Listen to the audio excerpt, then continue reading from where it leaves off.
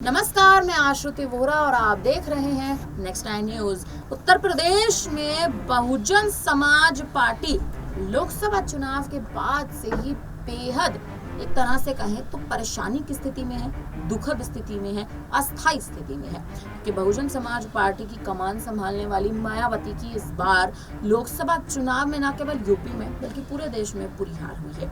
और कारण कहीं ना कहीं ये नजर आता है अपने भतीजे आकाश आनंद को बीच रास्ते से बीच राह से लोकसभा चुनाव में निष्कासित कर देना या फिर उनका पद उनसे छीन लेना। आपको बता दें और आपको याद दिला दें, राष्ट्रीय संयोजक का पद आकाश आनंद से छीनती मायावती नजर आई थी।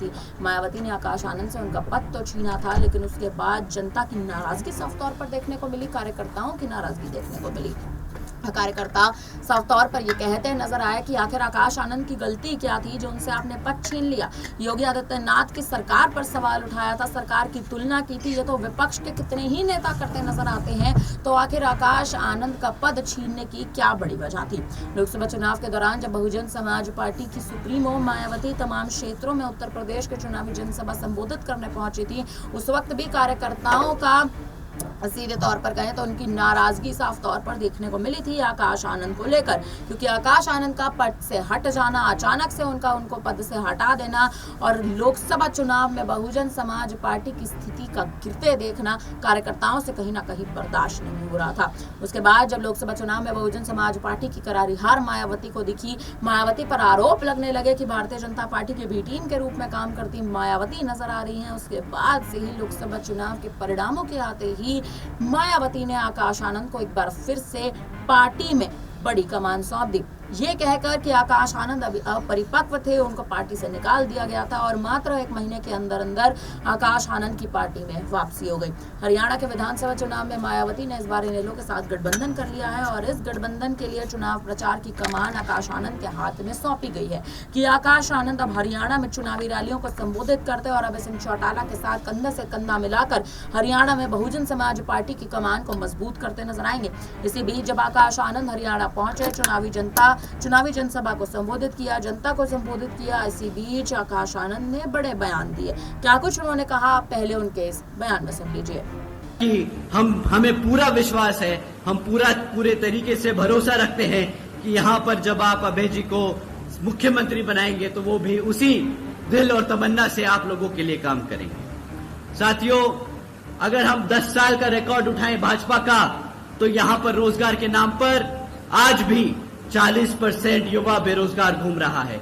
इतना काम किया है बीजेपी ने कि यहाँ पे 40% युवा बेरोजगार घूम रहा है। और ऐसा नहीं कि ये लोग रोजगार नहीं दे सकते हमारे युवा बच्चों को। आज अगर आप सरकारी रिकॉर्ड उठाएं तो आज भी 2 लाख से ज्यादा सरकारी पद खाली पड़े हैं।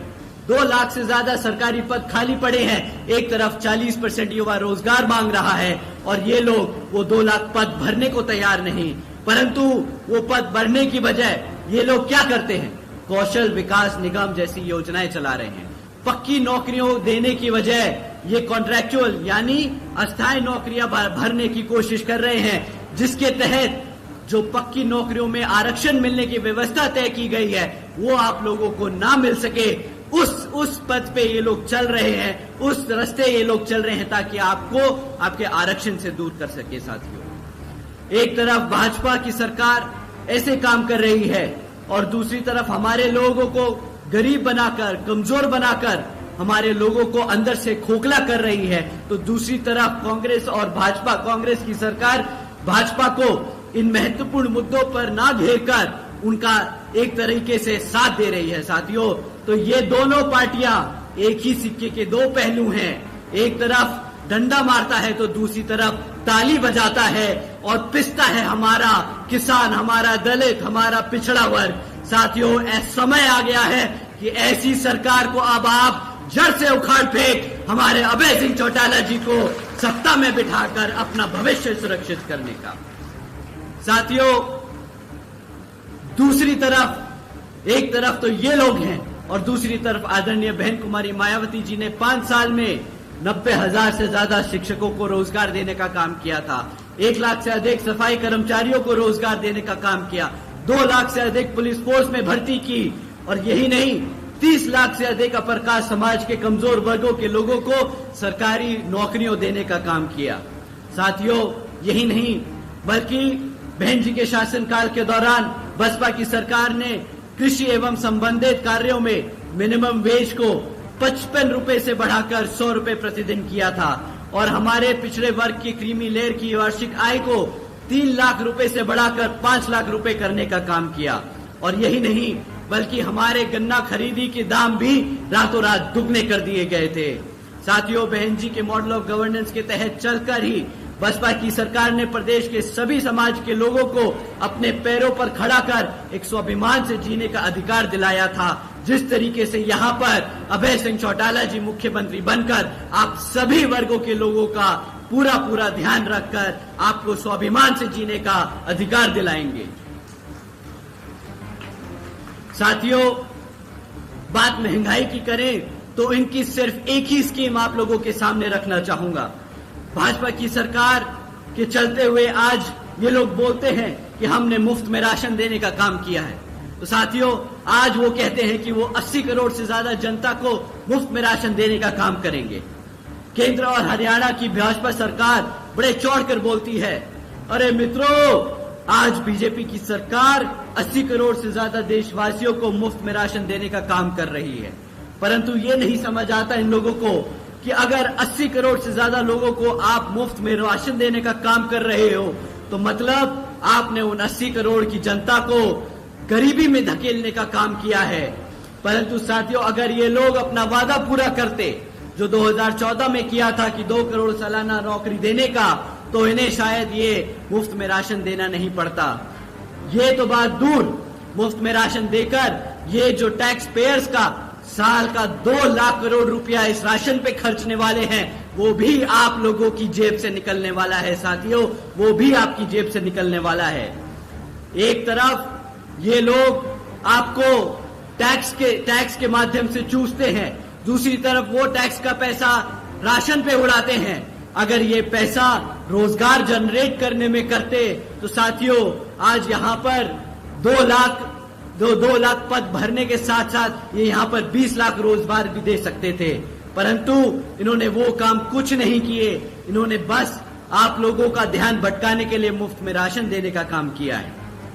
साथियों, इन्हीं कुछ जरूरी बातों के साथ मैं आप सभी से, इन्हीं कुछ जरूरी बातों के साथ आप सभी लोगों से मेरी व खासकर आदरणीय बहन कुमारी मायावती जी की ये विशेष अपील है कि इस विधानसभा आम चुनाव में आप सभी लोग हर मोर्चे पर सावधान रहें। आपका वोट बहुत कीमती है। आपका कोई वोट खरीद ना पाए, आपका वोट कोई लूट ना पाए, आपका वोट पढ़ने से रह ना जाए।